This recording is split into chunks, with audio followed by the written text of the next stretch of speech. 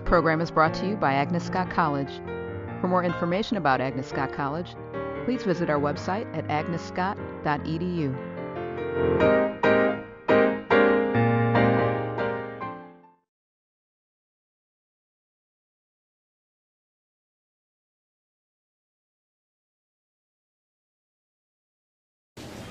We are delighted to see you all this evening. Thank you for coming out.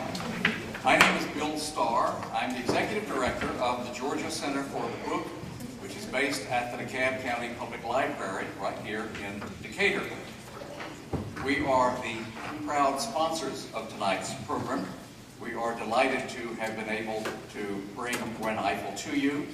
We are equally delighted that our wonderful partners and friends at Agnes Scott College have so generously agreed to host her. There is certainly no finer place for that than Agnes Scott, and we thank you. Sure, yes.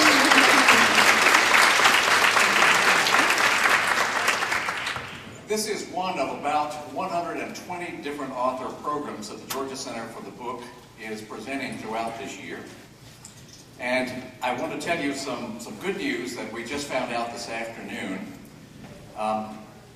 The Pulitzer Prizes were announced this afternoon, and two of the authors who won major Pulitzer Prizes were presented by us, the Georgia Center for the Book, in Decatur, at the Decatur Library in the last year, reading from their books which won the Pulitzer Prizes. One is Slavery by Another Name, written by Douglas Blackman. Many of you know that Doug Blackman is the Wall Street Journal's Atlanta chief correspondent and is based here, and this is a great honor for Atlanta, I think. He won the General Nonfiction Pulitzer Prize, and the Pulitzer Prize for History went to the author of The Hemmingses of Monticello, Dr. Annette Gordon Reed.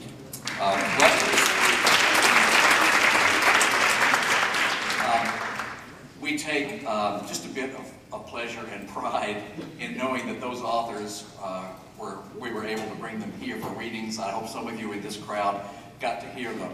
They both did remarkable programs, and we hope at some point actually to have both of them come back. There are a couple of people I'd like to recognize here this evening before the program continues. We have wonderful government support in DeKalb County, and one of the members of the DeKalb County Commission, Commissioner Connie Stokes, is here. And would you mind standing to be recognized, please?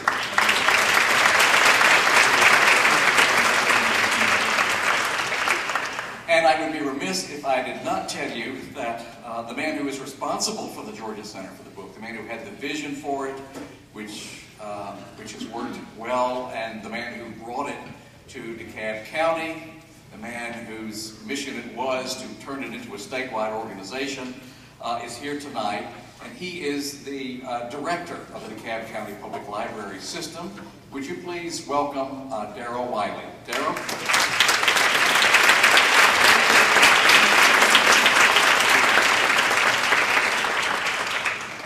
It's my very great pleasure now to introduce to you the distinguished president of Agnes Scott College, now in her third year, and a wonderful friend, and as I said, a wonderful partner for the Georgia Center for the Book always. Please join me in welcoming Dr. Elizabeth Quiche.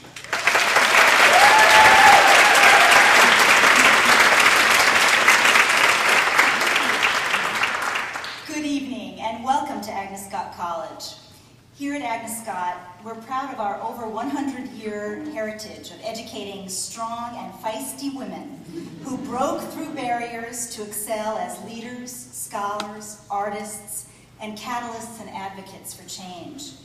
And as members of the Atlanta community, we're proud that our city has been home to multiple generations of visionary breakthrough leaders in our country's long and difficult journey toward racial justice. So we're particularly delighted and honored to partner with the Georgia Center for the Book to welcome Gwen Ifill, a women's college graduate, a pioneering African-American broadcast journalist whose strength, nuanced intelligence, deep knowledge and love of American politics, and warm presence and winning personality have made her one of the most respected figures in television journalism today. Gwen Ifill is moderator and managing editor of the PBS program Washington Week and senior correspondent for the NewsHour with Jim Lehrer. Now in its 40th year, Washington Week is the longest-running primetime news and public affairs program on television. Prior to joining PBS, she was chief congressional and political correspondent for NBC News, White House correspondent for the New York Times, and a local and national political reporter for the Washington Post. She's covered 6 presidential campaigns and served as a moderator for vice presidential debates during 2 of them, 2004 and 2008. And she's even been played by Queen Latifah. A graduate of our sister women's college, Simmons College in Boston, Ifill has received more than a dozen honorary degrees and many, many honors for her work. Her new best-selling book, The Breakthrough: Politics and Race in the Age of Obama, is a perceptive analysis, not just of the election of Barack Obama as America's first black president, but of the cultural and political sea change that a new generation of African-American political leaders are creating all across America. So please join me in welcoming Gwen Ifill.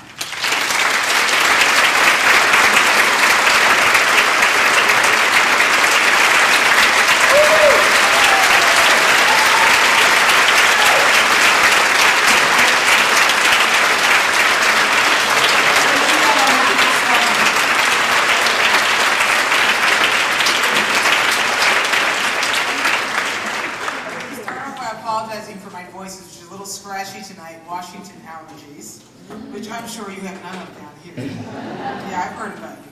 I think it's worse because I'm in Atlanta, so it's all your fault. I'm very happy to be here. As I was standing backstage listening to the introductions, I thought of 2 things. One is that I could have sent Queen Latifah here in my place tonight. And none of you would have noticed. Come on, admit it. And the second part is I was listening to the Pulitzer Prize announcements because I realized I didn't know the details of who had won what, and I kept wishing for my name. Somehow, I guess I didn't make it in time for qualifying. So, next year, next time. I am very happy to be here, and especially since I wasn't able to be here when I was supposed to be here a couple of months ago, and I know many of you were all prepared to be here that night, so I thank you for coming back. I'm very pleased to be in Atlanta because it's warm here, because spring is in full swing, and we still haven't quite decided about these things in Washington, and because I also get a chance to talk about something which is near and dear to my heart, which is the obsession I have had for the last couple of years, but it turns out also my entire career, with the topic of this book. It's been an interesting ride. I have to say that when I started out in journalism, I just wanted to be a writer. I just wanted to be someone who went and sat on the front row and forced people to answer my questions. 30 years later, at the vice presidential debate, I discovered no one answers your questions. So I had to take other things from my experience. And one of the things I took from my experience, completely, I guess, by serendipity and not anything I had planned, is that I ended up accidentally covering an amazing time in American life and politics. And that's a time when race and politics became a big deal. And when Doubleday approached me to write a book, they wanted me to write a book about Barack Obama. And I, with amazing prescience, for which I'm well known, said, he's not going to win. But what I did, part of it is because I honestly didn't think. And the other part of it is I also thought I had a better idea. That Barack Obama was not the only person of his generation who was doing this. That if I dug hard enough and I asked enough questions, I was going to be able to come up with a whole lot of Barack Obamas who were like him and unlike him, who were the ones who reaped the benefits of the civil rights movement that their parents fought. And when their parents were marching and sitting in at lunch counters, they were raising children who didn't know what lunch counters were, and whose lives, as a result, were shaped more by access than by denial. As a result, we now have this remarkable moment in history, the one I didn't foresee, but a one also in which there are Barack Obamas in the White House, and there are Shirley Franklins in the mayor's offices in Columbus, and in Atlanta, and in Cincinnati, and in Philadelphia, and in Iowa City. Who knew there was a black mayor in Iowa City, Iowa? And as the more I dug, and the deeper I dug, the more I realized not only was this broad, deep, an interesting range of people who had come of age not post-civil rights so much. Joe Lowry almost took off my head when I tried to use that term. But after the civil rights, the first blush of the civil rights movement had faded. Here were the people who walked through the door and benefited from it. And lo and behold, they wanted to pursue public service. They wanted to find ways to make the world around them better. This was interesting to me because I'm one of those sick souls who love politics and love politicians. And I had been covering them all my life, and I had been encountering ways in which they kind of bumped up against each other. And I want to read to you, by way of describing what I finally settled on, and how I settled on the term breakthrough even, was I want to read to you part of the introduction from the book. I learned how to cover race riots by telephone. They didn't pay me enough at my first newspaper job to venture onto the grounds of South Boston High School when bricks were being thrown. Instead, I would telephone the headmaster in the morning and ask him to relay to me the number of cafeteria chairs that had been broken each day. A white colleague would then be dispatched to fill in the details. I've spent 30 years in journalism since then, chronicling stories just like that. Places where truth and consequences collide, rub up against each other, and shift history's course. And none of that prepared me for 2008 and the rise of Barack Obama. It is true that he accomplished what no black man had before, but it went further than that.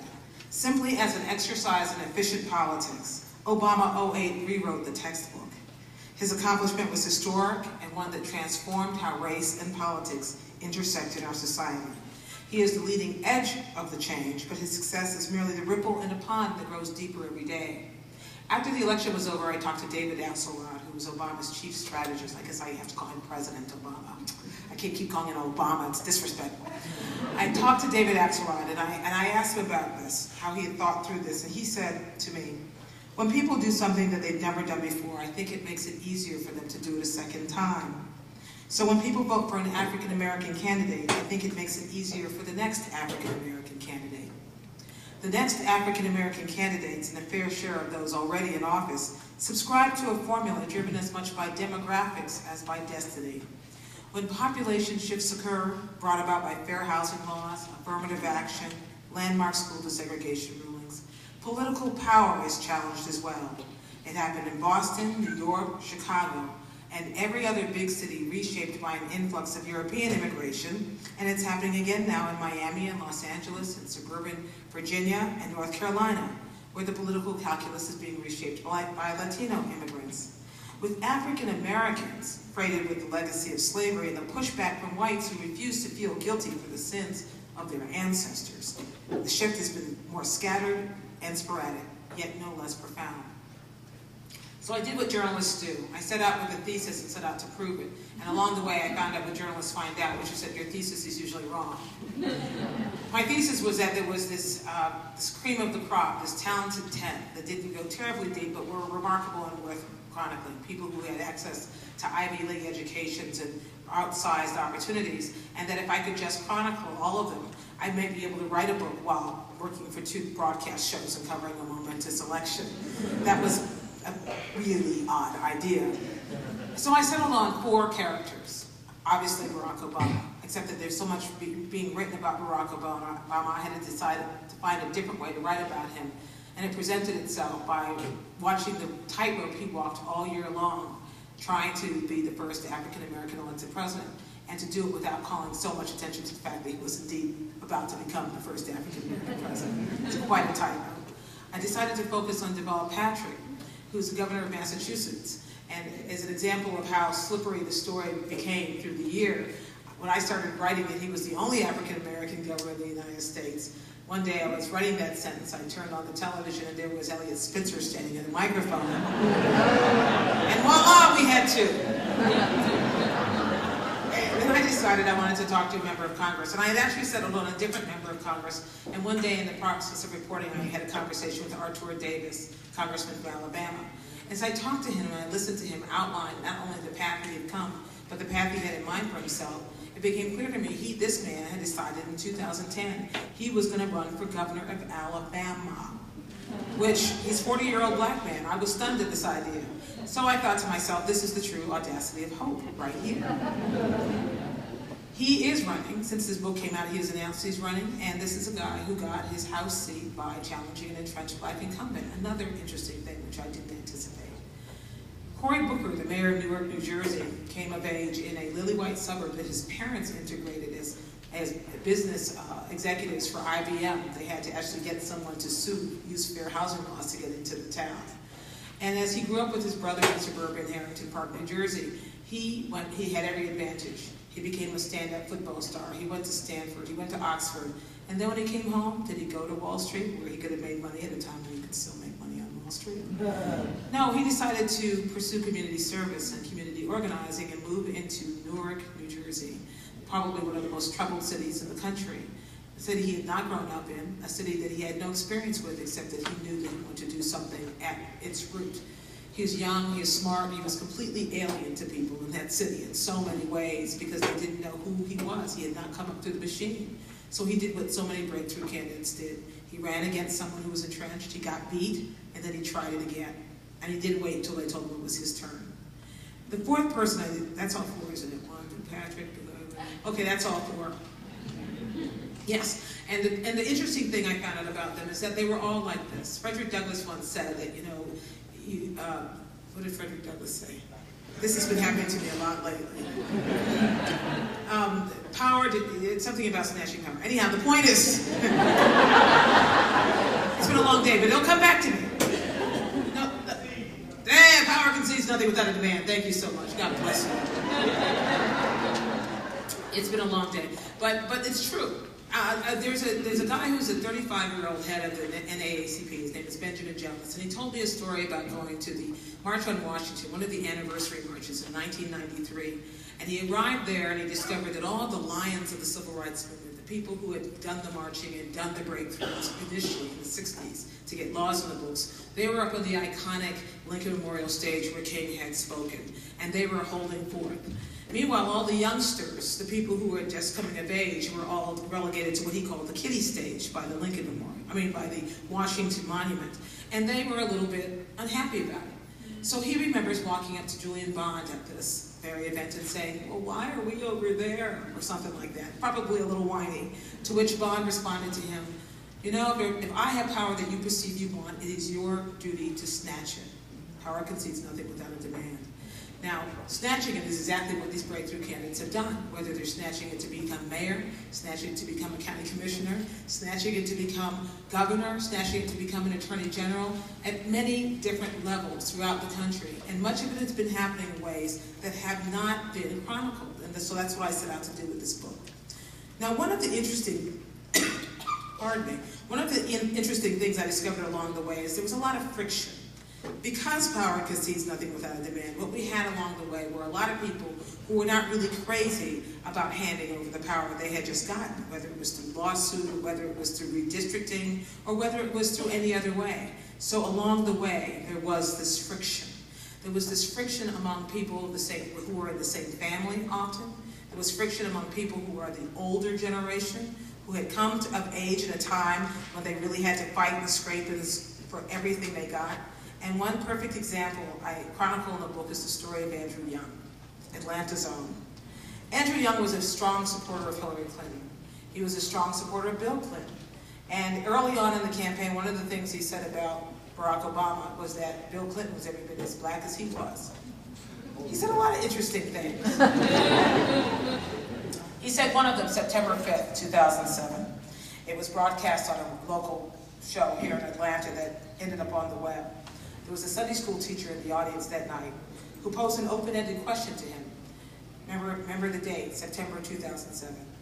This guy asked Andrew Young, what did he think of Barack Obama? And this is what Young replied. I'd like Barack Obama to be president. The audience began to applaud.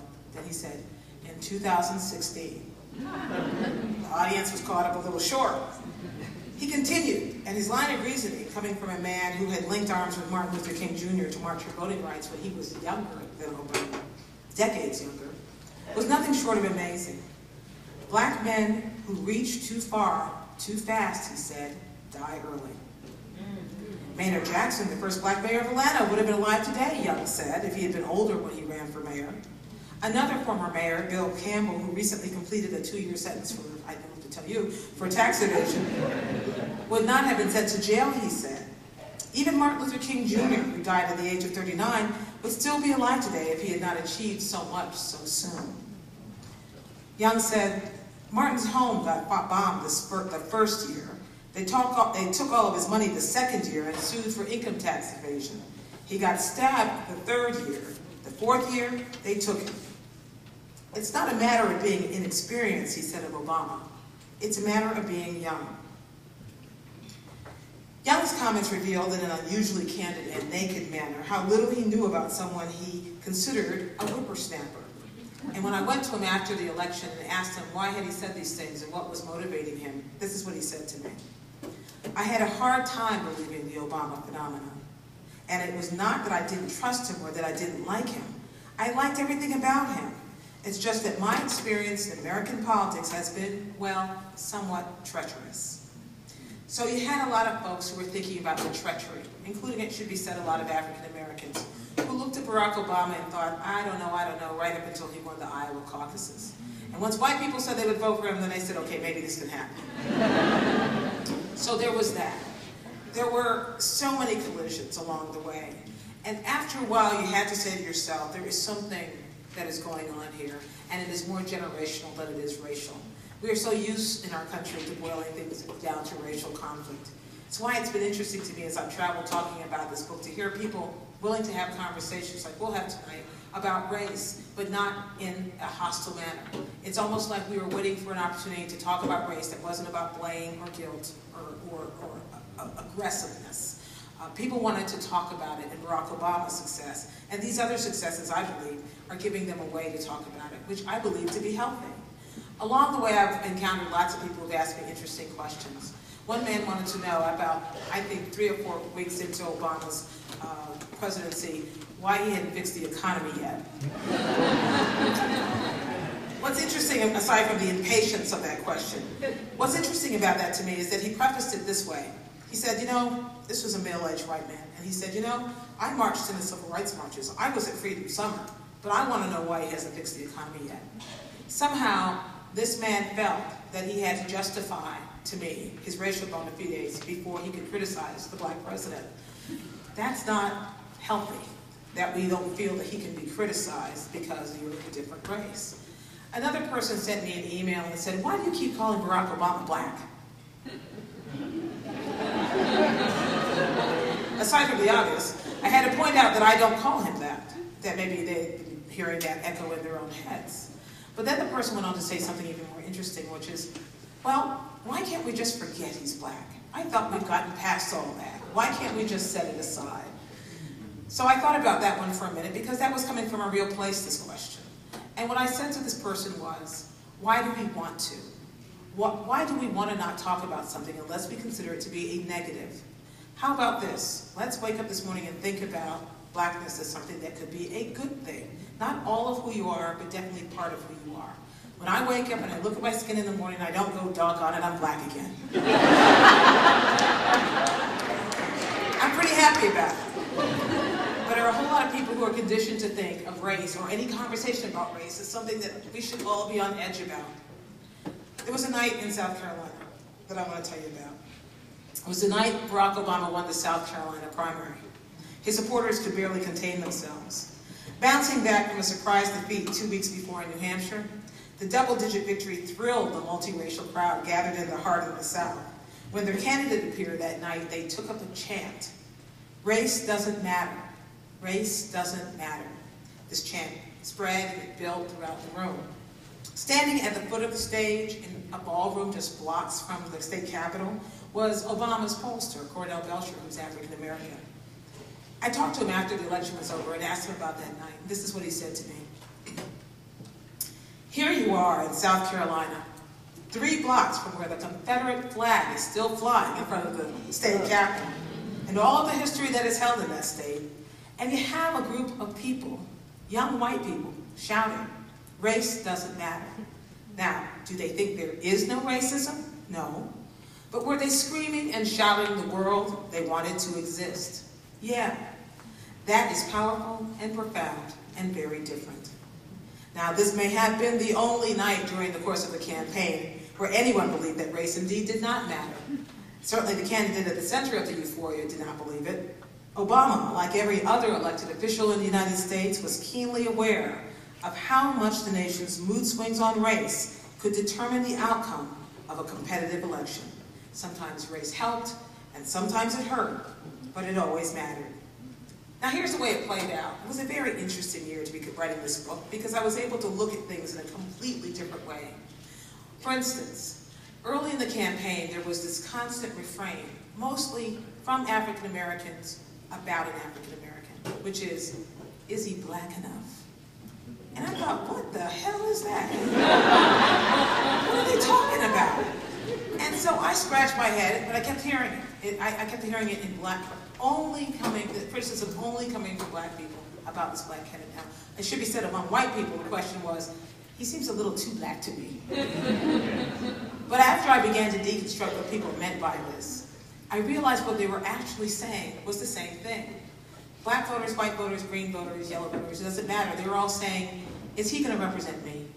Is he going to get elected? Is he going to leave me by the side of the road? Is he going to represent only his people? Or when he gets inside, is he going to flip to the other side? People wanted to know, can I trust you?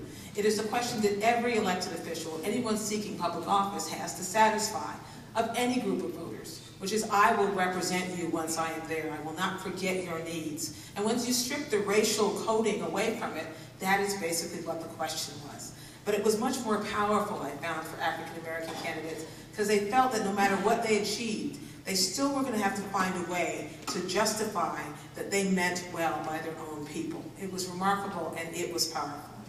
Barack Obama chose a path which has been followed even before him by a lot of what I call breakthrough leaders. And when I say breakthrough, I want to be clear. I'm not really talking so much about people who were elected by people who look like them exclusively. People from artfully carved legislative districts who, if the district is 90% black and you're black, you're likely to win. These were people who crossed all kinds of lines, who built coalitions, who won among Latinos and Portuguese, as well as Cory Booker did in Newark, New Jersey, who won like Deval Patrick did in a state that's 7% black. People who were able to push back this idea that you had to create an opportunity for black folks to win because they could win other people over. But throughout, they all heard these same questions. They heard the question about their racial identity, and they heard the question about whether it was their turn. One of the common things about all of these breakthrough candidates is that someone always told them this to step over there, sonny boy, little girl, I'll be right with you. It's not your turn yet. And often these were the people who had made the biggest noise originally. And often the fight happened within families. I talked to many people for this book whose parents had first gotten their elective office or whose children had now succeeded them. I talked to, in South Carolina, a guy who was arrested during the Orangeburg massacre, who worked in both of Jesse Jackson's campaigns, and his 23-year-old son is now a member of the South Carolina State House and has big eyes on the governor's mansion himself someday. But he and his father look at the world in a profoundly different way. Even though on this young state legislator's office wall is a picture of him when he was 4 being held in Jesse Jackson's arms, he sees the world much more differently. He told me when he goes through the back roads of South Carolina, he doesn't see white homes and black homes. He sees homes all with kids who need an education. And so that when you start to, it's kind of a, instead of trickle down, it's kind of a sideways in approach, which is, ideas, even though we know that black folk are the ones who suffer disproportionately from lack of access to health care, I'm not going to say we have to consider health care a civil rights issue. I'm going to say we're going to consider it a human issue, and that if everybody gets fixed health care, that the people who will benefit disproportionately are people of color. The same with education.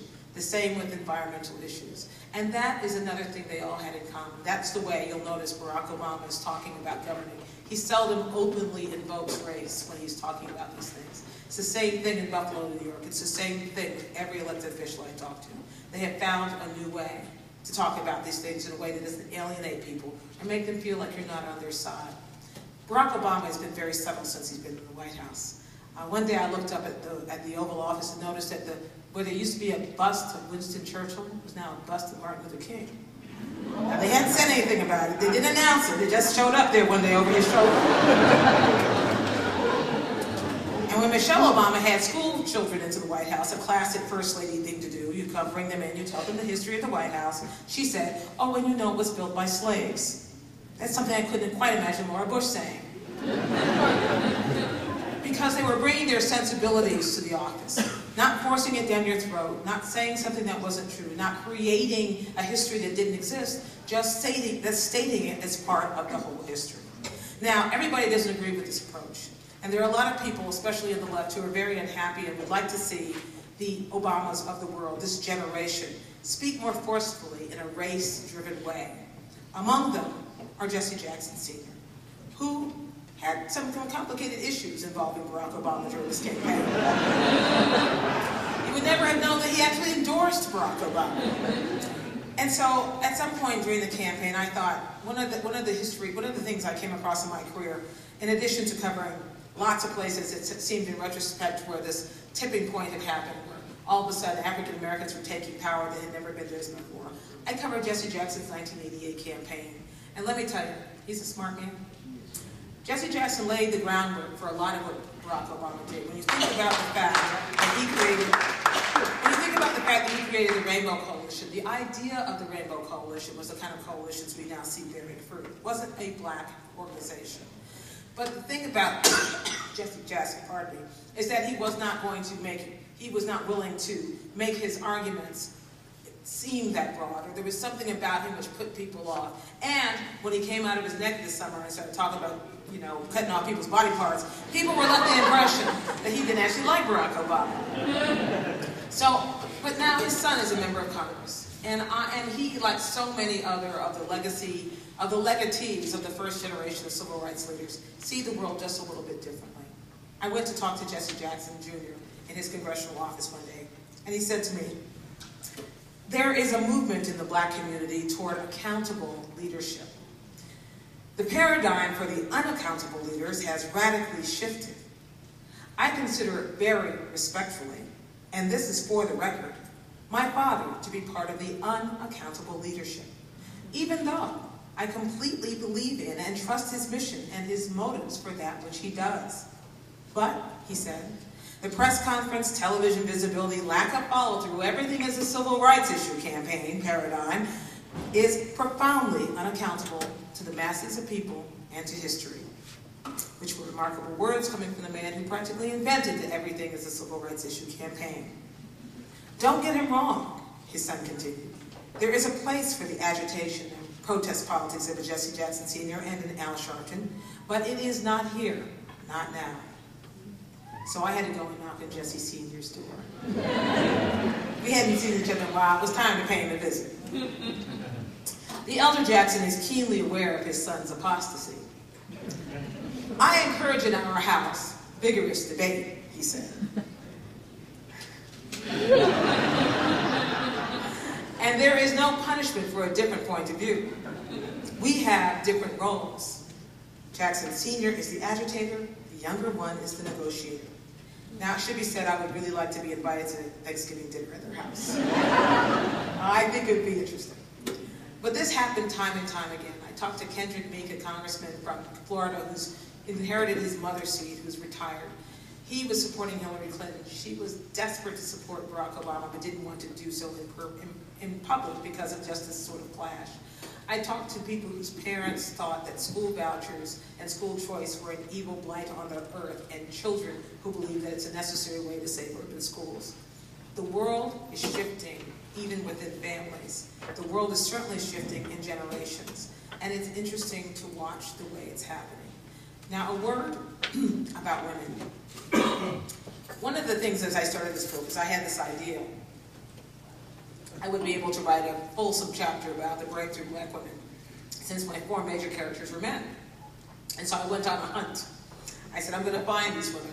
I did find them, most of them living in Atlanta. There's something in the water here. But understand, the other interesting thing I found about a lot of the women I talked to, and a lot of the experts and women in politics I talked to, is that there weren't as many as you would think. And there were really pretty obvious reasons why. First of all, when you consider the fact that Shirley Franklin was in her 60s before she got elected mayor, and when I asked her why she didn't run before, because she was right-hand person for mayors before, and she certainly ran the city, Her answer was, I didn't think I could do it. She had to be recruited to run for mayor. When you consider the fact that Nancy Pelosi was a grandmother before she became Speaker of the House, when you consider the fact that many women make the choice, and we're at a women's college, so I can say this is true because women need to hear this, they make the choice to raise their families first. They prioritize their lives in a way that men don't always have to.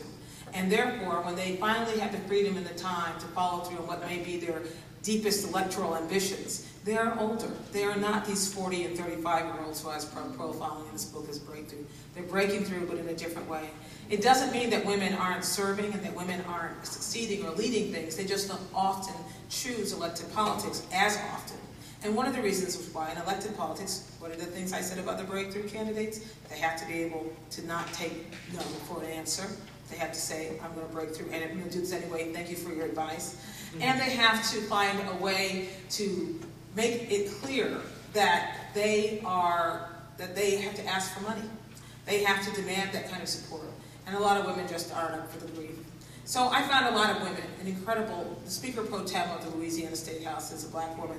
The Speaker of the California Assembly is a black woman. Around the country, I found lots of women who are breaking through. But on the other hand, there is also these limitations, these confinements which are put on them, because they have to answer another set of questions, like, what kind of a mama are you? Okay, paging Sarah Palin, right? These are the questions which are going to be asked of women candidates which are in demand. So that's one reason why they're not where they are. But the other thing is, I think that doesn't mean that we're not getting there. The gender clash, which really played out more than anything else in this election, was the one that Hillary Clinton's presence on competing for the ticket brought out. A lot of white women really felt Barack Obama cut in line. I had a woman say to me, gosh, I was hoping I'd live to dance at the first inauguration ball of a woman president. Now I won't get to. There was sincere sorrow about this, as well as a fair amount of bitterness, which had to play its way out. So one of the things you had to figure out along the way, I think back to when Shirley Chisholm ran for president in 1972. Now she only got 5% of the vote, so I wouldn't quite call that a breakthrough. But the truth is, she also was disdained by members of the Congressional Black Caucus, male members, as being grandiose and hallucinatory for thinking she would run for president. So, that was then, this is now, but we haven't come as far as you would think. And then there's this other thing. I had a talk show radio guy ask me at some point when I was talking about the book, I've got a great question, I bet you've never heard it. So are you woman first or a black first? Oh my God. And I thought, well, I didn't realize I got a choice, but the truth is, black women have always resented being asked to choose allegiance between gender and race. Alice Walker, the Pulitzer Prize-winning author of The Color Purple, chose the pages of the cyber page, theroot.com, to write of her disappointment at the growing conflict, her, quote, deep sadness that many of my feminist white women friends cannot see Obama, that they cannot believe that millions of Americans, black, white, yellow, red, and brown, choose Obama over Clinton only because he is a man and black feels tragic to me. Imagine, she wrote, if he wins the presidency, we will have not one, but 3 black women in the White House. 1 tall, 2 somewhat shorter. None of them carrying the washing in and out of the back door. So here we are at this amazing moment. And I must say, my job, working for the NewsHour, working for PBS, has allowed me to be places where I would not have been. One of the places I was when I was at Barack Obama's nominating convention this summer. And I remember in fact, I'll just read it to you. It's easy to overlook change when it happens, even when it is as dramatic and historic as last year's breakthrough presidential election. But as I stood at Denver's Invesco Field on the night Barack Obama accepted his party's nomination for president, I swear I could feel the rumbling under my feet. The Reverend Jesse Jackson strode through the crowd, remembering how different this night was from the day 24 years before, when he had his own star term at the Democratic National Convention. His son, Illinois Congressman Jesse Jackson Jr., held court at a purposeful distance from his father. Cory Booker, the mayor of Newark, New Jersey, and Deval Patrick, the governor of Massachusetts, grinned and backslapped and owned the night as the rising stars they are. Artur Davis, the Alabama congressman with designs on the governor's office, sorted through a crowded dance card of public appearances. Benjamin Jealous, newly elected to lead the venerable NAACP, choked up. He was 35 years old. Each in his own way was basking in the political glow of the night. They were not interlopers or token black invitees at this particular party. They did not necessarily even know each other that well, but they were the stars of the evening. For one night, all of the friction and the below-the-radar political positioning each had endured, much of it obscured by Obama's meteoric rise, was on display. It was a rare, lightning-stroke moment that finally illuminated the dramatic shift in tone, message, and leadership that has forced a redefinition of black politics and of black politicians. It was the age of Obama in full effect. I'll stop now and take your questions. Thank you.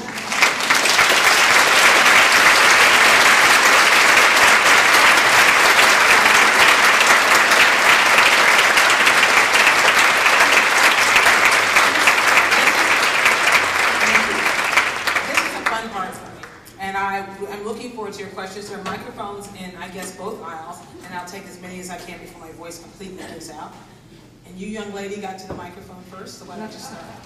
And by the way, the moderator in me comes out when people start to ask questions that run on too long, so I'm just warning you now. Hi. Hi, good evening. First of all, I want to say thank you, and that I am an unemployed journalist from Boston, and just happened to be visiting. There's a lot of those out there. I did want to ask a question about the black women breaking through. Do you see any black women making a breakthrough in the near future? Do you know of any? Oh, there are many. But in order to break through, you have to, by my haphazard definition, you have to be breaking through it, I think, more than a level of city council. I think you need to have breaking through, hopefully, in a statewide way. For instance, Kamala Harris, the woman I may have mentioned, who's the district attorney in San Francisco, she's now running for attorney general statewide in California. If she wins, she's a woman in her 40s, never married, by the way, no kids, which is why she's doing this. But she'll tell you this herself, by the way, if she were to win that race, that would be a breakthrough. There is a woman I ran into just last week who told me she's running against Cory Booker for mayor of Newark. Who knows? I don't know whether she's serious or not, but there are women out there who want to run, who want to make history. It's like not soup yet, in the way that probably what isn't soup yet. People have asked me, where are the Latino breakthroughs? Where are the gay breakthroughs? They're out there. 5 years ago, we did not know Barack Obama's name. So anything could be percolating out there I don't know anything about. Thank you. Hi. Welcome to Atlanta. Glad to be here. 2 questions. One is, when was the point that you felt you made it? When you were the moderator for the debate, or Queen Latifah played you on Saturday Night Live? Definitely Queen Latifah. The second question, which I'm curious to get your perspective on a more serious note, is I would be curious to hear your take. You talk about the change of the paradigm of race and the new generation. But how about the way in which we as a community relate? Theodore White talks in his book, The Making of the Presidency, how television really changed the shift. Mm-hmm. And now with Facebook and instant messaging and email, this campaign, I get a sense that so many people felt connected with this movement that were not connected to politics before. What are your thoughts about that? What was your question? Yeah, the question. What do you think about the new social networking technology? What impact did that have to this movement of Barack Obama? Did that really make a difference? I think it'll make a difference if everybody else can figure out how to harness it. Believe me, a lot of people are working full time trying to figure out, including this White House. So you don't think Obama learned how to touch them? Can I finish? I mean, that was a good question. I think he captured lightning in a bottle, and even he doesn't quite know how to harness everything that he did. Howard Dean arguably really started this, but didn't know how to execute, wasn't able to execute it fully.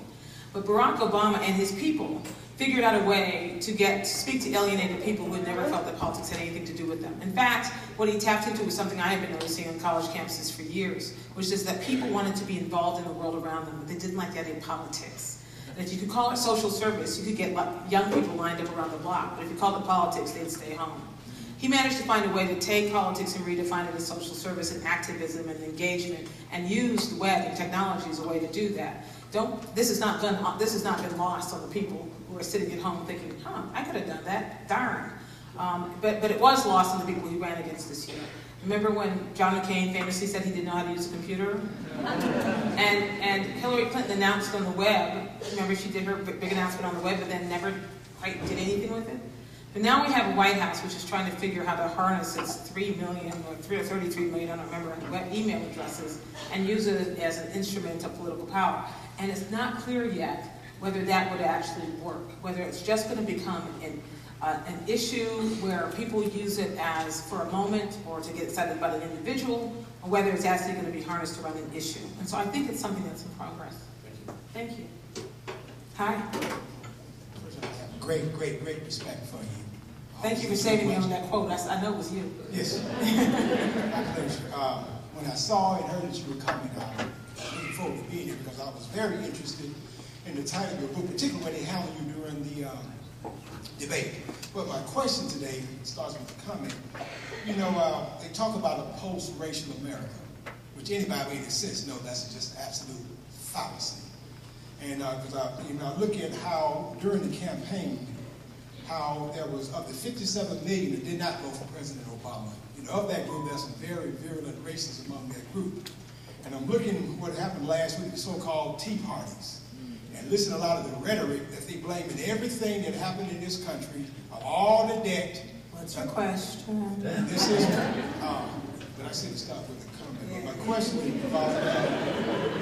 because this is the question that deals with race and politics. It's all about having our first black president and the polarizing effect it's having on America today. And I'm looking at, my question starts with, when the Attorney General made the statement about America being a nation of cowards when it comes to race, why do you think that was so offensive to so many? And second question is, how do you think the effect of Rush Limbaugh, Sean Hannity, and this whole group who are really working in this country to appeal to a certain racist tendency in a certain number of people in this country? Good questions, both of them. I'll start with the second one. You know, Jesus said the poor will always be with us. I guess the racists will always be with us. I don't believe there's a post-racial society. Barack Obama doesn't believe we're in a post-racial moment. I think that, but the question is, how much of it does it dominate our thinking and our politics? Can we get so obsessed with the fact that there are still people who hate black people or people who hate white people who still exist? Or do we want to also flip this on its head and say, hey, here's an opportunity where there are fewer of those people. Sure, they have platforms and cable television, but they may, or some of them, and some of them aren't really, I wouldn't even say any of the people you named are necessarily racist, but they are showmen and they are trying to whip up viewership. It's up to you to decide how seriously you want to take them and how much you want to invest in that.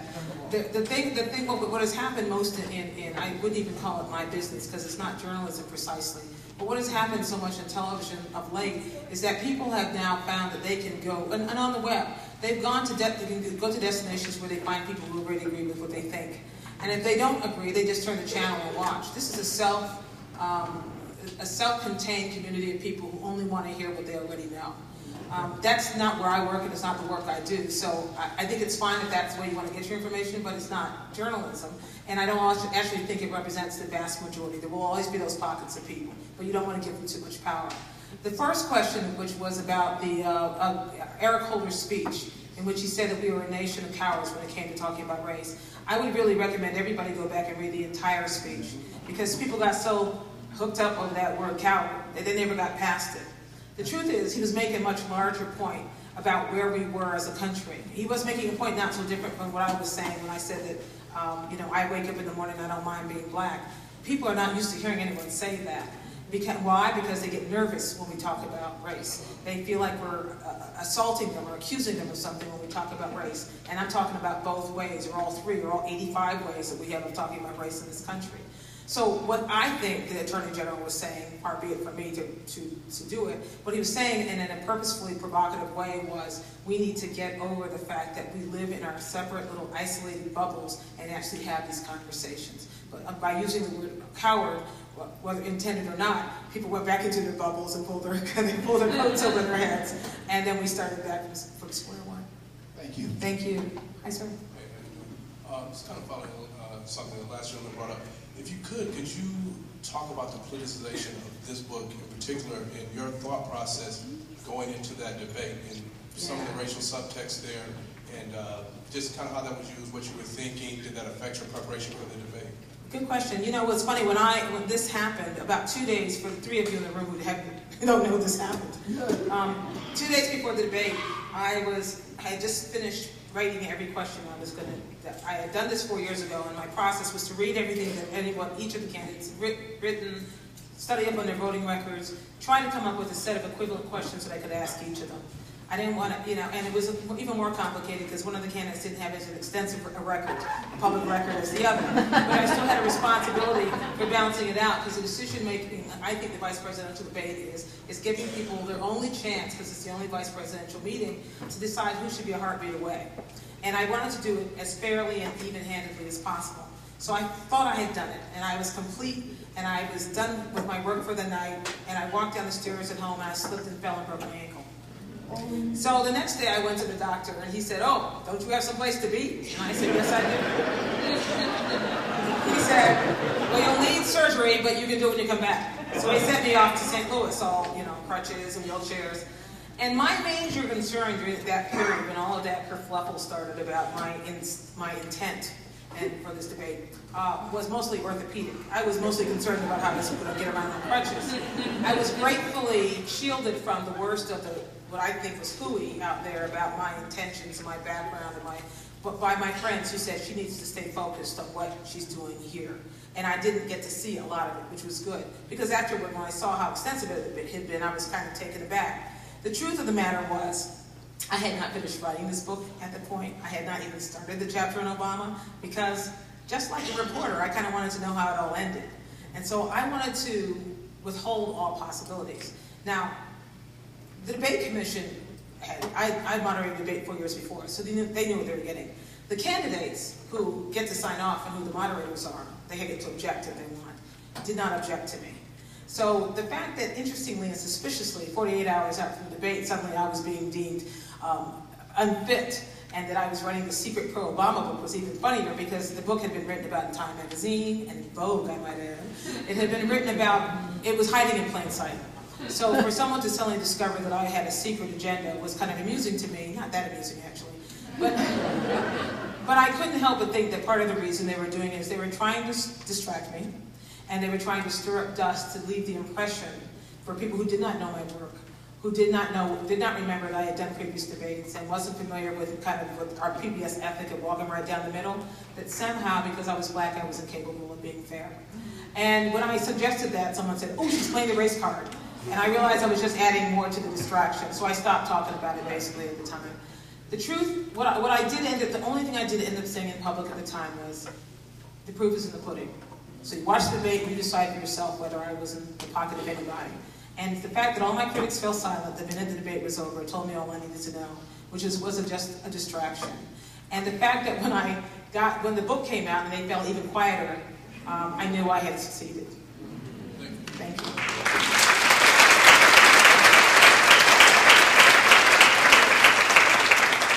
Good evening, how are you? I'm fine. I'm going to take you back just a little bit. I'd like to know, why you asked the question during the 2004 vice presidential debates, the question that stumped both candidates, the question about AIDS and its effect on black women, and how both of them just... Yeah, I remember. So I'd really like to know why you asked. I asked, it's interesting. I was searching, as I remember, of a way to ask them. There's a whole kabuki dance that goes around a debate prep. The candidates spend times in their rooms with people dressed up like me and like each other, and they do moot courts, basically pretending what I'm gonna ask. I've had representatives of both campaigns from 2004 and 2008 telling me later, we knew what you were going to do. We looked at every tape of every question, every interview you've ever given. So my goal was to try to stump them. Was to try to give a question that hadn't been rehearsed, something that hadn't occurred. And my idea was I wanted to ask about AIDS, but I knew that if I asked about AIDS in Africa, something at a far distance, they would have a better answer. But I wanted to ask about something that I had just read about in the paper, which was the shocking and this continuing rise in incidence of AIDS among heterosexual African-American women. And when I asked John Edwards, and I prefaced it by saying, please, this is a question about domestic AIDS, not about China or Africa. He started by talking about Africa. When I asked Dick Cheney, he kind of went, really? Now, What is interesting to me about their response is it informed me in lots of ways, and it also informed me in the ways that influenced this year's debate. Which is because the reaction I got, I had a couple of options when I didn't have the answer to the question. I could have yelled at them, "What, you don't know?" Which would have done what? Put the spotlight on me instead of on them. What I chose to do was to move on, and I got lots and lots of mail-in letters, and as you're demonstrating questions years later from people who say, "I get what happened that night. This was not a priority of theirs. I took that from that answer to the question." People are smart enough to figure these things out for themselves. So fast forward to 2008, and Sarah Palin says, "I'm not going to answer the moderator's questions." Well, I had an option. I could have said, "What?" Or I could take a page out of my book from 2004 and say, people at home will understand that the candidate for vice president on this ticket has decided not to abide by the rules she agreed to, which is to show up and answer questions so the candidates debate. I didn't have to make a point of it. If I had made a point of it, it would have turned into another kerfluffle about me. But people got clearly, in fact, she tipped her hand a little faster than I think she meant to. And so for the rest of the debate, it was clear that she was being evasive. And I didn't have to say a word. So that's one of the reasons I asked the question, is not because the answers they give, but for the answers they don't give. I'm sorry? I clearly understood what was going on. Thank you. Thank you. Yes? Hi. I was just wondering, after so many years of being involved in journalism, do you feel your job description changes over time, or? Yes. Well, partly because, keep in mind, I spent the bulk of my career, half of my career, working in newspapers, 4 different newspapers, 3 different cities. And all I ever wanted to be was a newspaper reporter. And then when I was persuaded to come into television, I was talked into it kind of on a dare by Tim Russer, God bless his soul. I was appearing on Meet the Press, I was doing little chit-chats on that show, and on Washington Week. And he offered me a chance to come work for NBC full-time as a political correspondent at the top of the game. And I couldn't think of a reason not to do it except for fear of failure.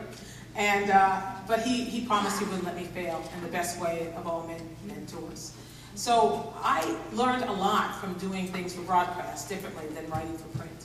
And then after you got into print, it became clear that was into broadcast, it was clear that was not going to be enough of a skill. And then in fact, if you wanted to go into journalism today as a young person coming out of college, you had to know how to write, how to broadcast, how to cut your own pieces, how to make your own web pages and tweet, which I refuse. I draw the line. But it's just, I'm just thinking, how can you make that much in 140 characters? It's just not that deep.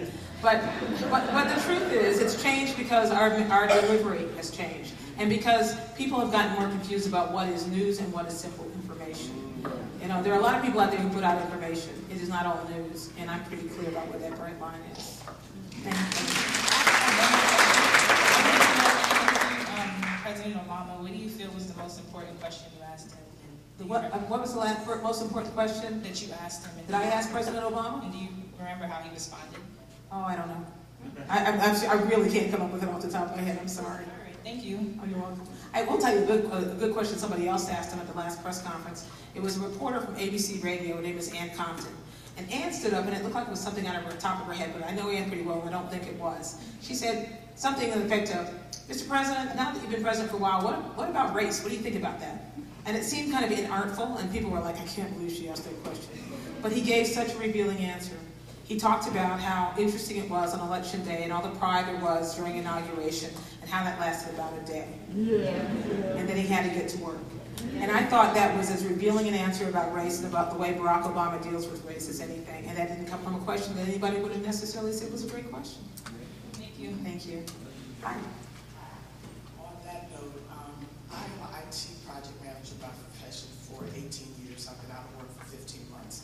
Trying to find something to do to fill the time I've started getting back into genealogy, which I've been doing for 12 years. So in response to the tea parties, I'd like to encourage everyone to, on May 9th, come out to the Starbucks on Panola Road and have a coffee chat. What they do is they have a big voice for a small amount of people, and I think that if we show that we have just as big a voice, we can affect the same change, and we can make the same grassroots. You know, I do applaud your initiative, but unless you have a question, there are a lot of other people who do. I do. Okay. Oh God, I just missed it. You got it out, now it's just gone. I just have to say this one, the coffee Janice, to just...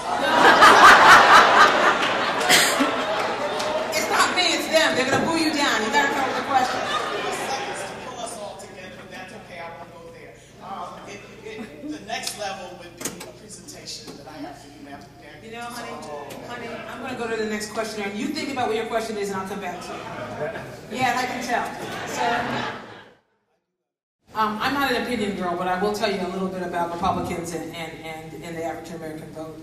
When I talked to Michael Steele for this book, before he was RNC chairman, obviously, it was interesting because I'd gone to the Republican National Convention this year where only 2% of the delegates were African American. There were 7% 4 years before. When I walked, it was so bad that when I walked on the floor of the convention, people would embrace me thinking I was another delegate. Only to discover I was the evil media. But the truth was, when I talked to Michael Steele about this, his response was that it was embarrassing for his party, that they had done such a poor job of recruiting that they had dropped the ball. The truth is there had been Republican Party leaders like Ken Melman who had put a high priority on the idea of broadening the Republican Big Tent and making it more diverse. And that ball was dropped in part after the immigration bill failed. They were making a pitch for Latino voters. And also, just because it was a different set of priorities on the political shop of the White House. Now we're at the stage where Michael Steele has become Republican National Committee chairman, and there are some skeptics who believe that he's supposed to be some sort of counter to Barack Obama. They got a black guy, we got a black guy. I don't think it's that simplistic, because if that were so, it wouldn't have taken him like 6 ballots to get elected, as it did. They were thinking more in terms of having someone who could take the lead and be a spokesman for the party. I don't know that he's going to have the latitude to do that. What has happened in the Republican Party this year, and they're trying to figure their way out. When you hear them, they're trying to find somewhere to stick the loyal opposition banner in the ground. When you say that that you hope for the president to fail, I don't think that's working when 71% of the people are hoping for the president to succeed. So they're in a difficult position where they are trying to do what is perfectly reasonable for them to do, which is find a way to say they disagree about the president's approach and his policies. That's perfectly fine in a democracy. And that is possible. It is possible to disagree with the president without it being an initial commentary. So I think that we just have to chill out a little bit and assume that there are going to be disagreements, and sometimes they're going to be inartfully expressed, and sometimes it's going to be unpleasant. But it doesn't necessarily mean that it's race-based. Thank you. Yes, ma'am. Just wanting to know your thoughts on what an Obama presidency would mean for Africa. For Africa?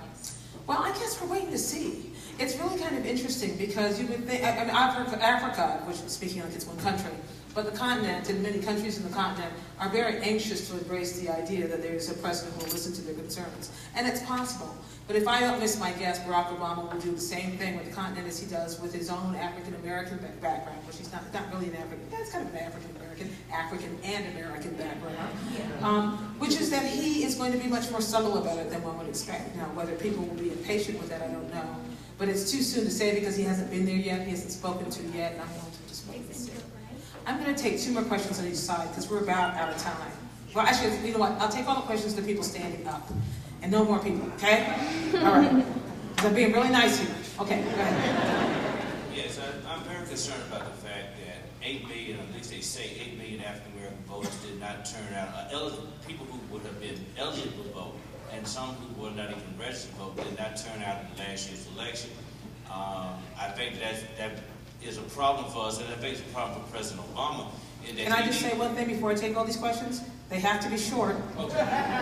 Well, I just want to know what can President Obama do, or what would you advise him if you was one of his advisors to get those 8 million African American voters to get out there and to vote, because if they didn't vote I don't give advice to presidential candidates or politicians of any kind. I'm sorry. I just don't. I don't have an answer for you. I don't do that. I'm sure you could give him advice, but it's my job just to cover what he says and what he does and provide analysis of that. I don't give advice. Okay, thank you. Yes, sir.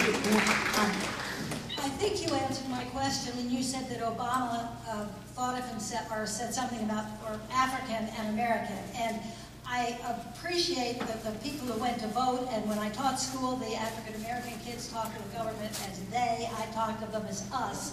And after I've seen the pride in this election, it's wonderful. And I think many people who are African American are mixed, but it's so clear with Obama that he is black, white, Indonesian, and don't you think that's something we should talk about? That I think Barack Obama calls himself African American. He doesn't identify himself as black, white, Indonesian, or Cablinasian. He doesn't say he's biracial. He says, I'm an African American, so we allow people to call themselves what they're called. If you choose to see him in a great rainbow way, that's great. But I'm just saying I don't think anybody's miffed about it, and I think that he gets to define himself, and certainly in his book, he spent a lot more time thinking about his racial identity than I ever have. And this is the way where he came down, so I stick with it. He had to learn how to do that, and I'm just grateful that he has all that experience, and I think we all... Thank you. Hi. Hi, Gwen. I want to start out by saying you are definitely the most beautiful and most intelligent. No. I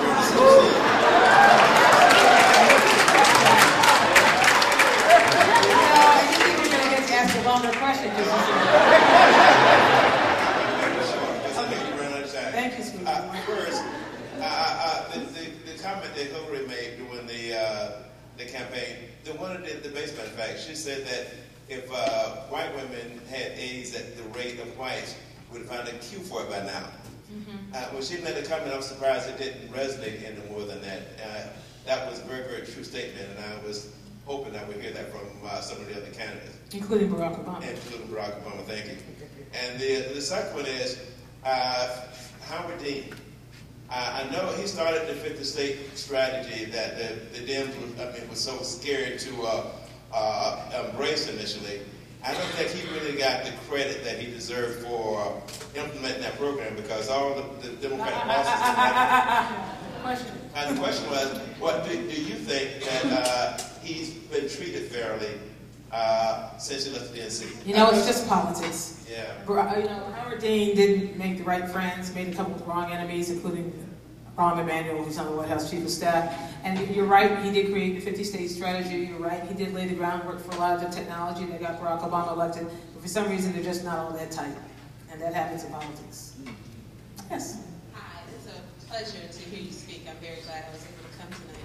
My question is, how do you think, or what do you think the impact of more women in politics on the broader level, as you refer to the breakthrough level, on the national level, will make in our country, how we interact with politics, how politics is done, what I call the nastiness of it. It can only help, you know?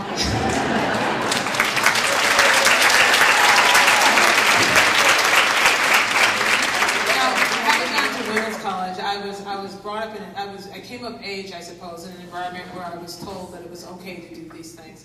My father was an accidental feminist. He kind of wasn't really so crazy about women's rights, but he forgot to tell his daughters that.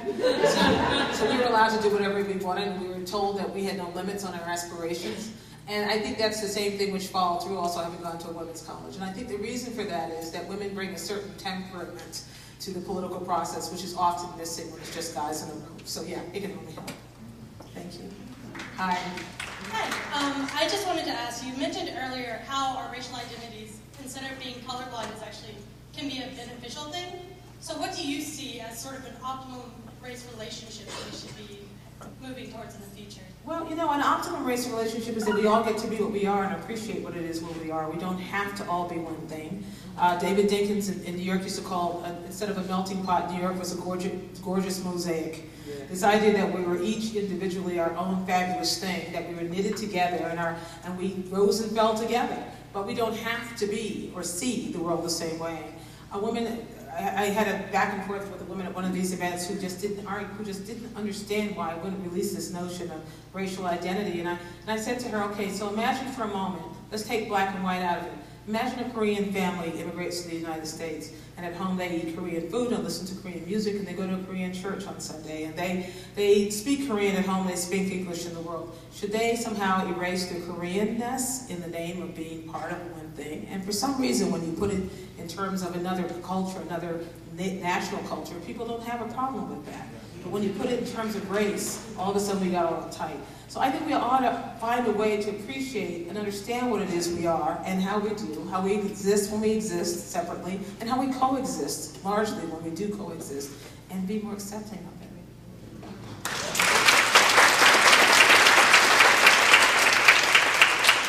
Good afternoon. My question is, do you think that Michelle Obama has been held to a higher standard more than the previous first ladies in areas, such as education, beauty, public speaking? I love that it took this long to get a Michelle Obama question. And not one Bo question, which is really excellent. Especially since I don't have an answer to the Doe questions. Michelle Obama is an interesting test case. I don't know about it being held to a higher standard is the question. Michelle Obama remembers that a year ago, I'm certain, that a year ago now, she was on the cover of magazines being portrayed as the angry black woman. She was being caricatured as the woman who made fun of her husband because he didn't pick up his socks, and what kind of respect did that show? She was alien to a lot of people. And so now it's funny to watch her being Jackie O-assized. And in the same way that her husband is very subtle and slips in the Martin Luther King bust, she is also being very subtle in that she understands that America accepts, I'm theorizing some of this, but also based on conversations I've had with her in the past, that America has an understanding of what she is, no understanding of what she is, really, other than Claire Huxtable, which is now a 20-year-old mama. And that's fiction. But a lot of women get that she's trying to keep a lot of balls in the air. Women get that across all racial lines. Oprah proved that. They get that she is accomplished, but that she is willing to play into the first lady role of being the fashion icon. No problem with that. She obviously doesn't mind that we spend all this time talking about the bow on her blouse in Strasbourg. I personally am quite interested. But I've also heard Michelle Obama give speeches. And she actually gives speeches, which I have to tell you are better than her husband's. And we haven't seen her roll that out yet, because that is yet to come. Because there's a very studied and very careful rollout of the First Lady Michelle Obama brand, which is underway. And so far it's succeeded spectacularly. So I think there's nobody in the White House who's very unhappy right now with how she's being received. Thank you. Last question. Better be a good one, no pressure. So that White House dog.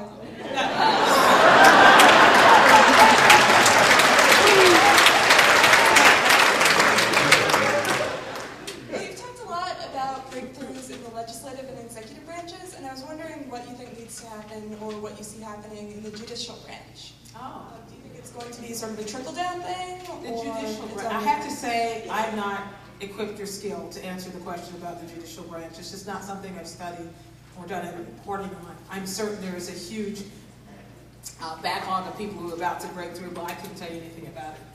Oh, that's a bad way to end. Does somebody have a better question for me to end on? So Bo, he's fluffy, right? What? Bo, the White House dog. Okay, fine. Be like that. Thank you all.